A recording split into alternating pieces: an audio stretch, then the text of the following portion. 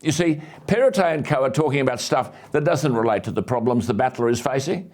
In the electorate of Willoughby, Berejiklian's electorate, which the Liberals will struggle to hold, there's now a pirate bus service.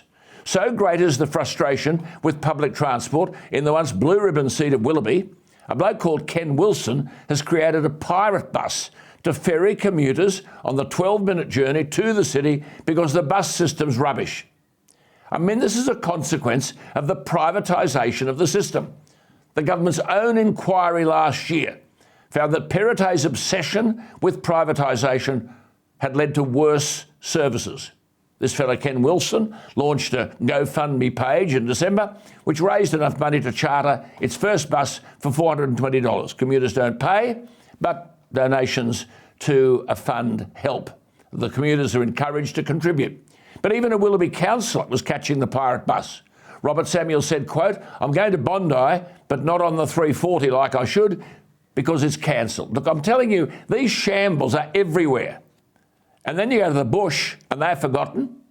You go to the victims of flood and bushfire and they're still either living in other people's homes or in tents, with no suggestion that any of their problems will be relieved. So, what will happen on Saturday? Firstly, early voting opened last Saturday and runs until Friday. You can't cast your vote online, you must go to a voting booth. Remember, it's optional preferential, which means, especially in the lower house, if there's a string of candidates in the electorate, you only have to vote for the one you want. You don't have to vote for every candidate. That says you don't have to give preferences. You can if you want, but that's optional. There are two votes, one for the lower house and one for the upper house. All the focus will be on the lower house, where government is formed, but in the upper house, where Mark Latham leads One Nation, I'm urging people to vote for One Nation, the only bloke and his team who can stop the rot. And there are, I must add, One Nation candidates in the lower house. Check the ballot paper.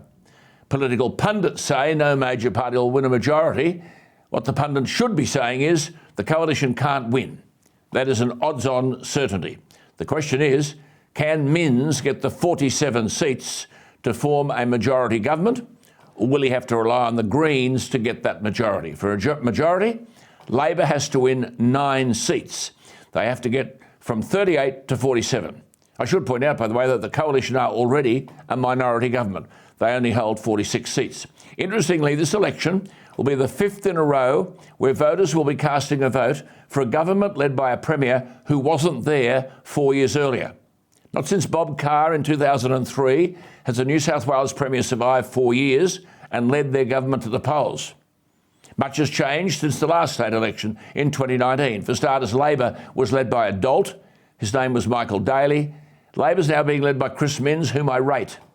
He's in touch with the electorate, has policies which are very much back to basic stuff, nothing tricky, and he's got a master's degree from Princeton University, so he's no dope. The other major change is Gladys Berejiklian's gone. The jury might be still out on her, but rightly or wrongly, she did enjoy enormous popularity in the electorate.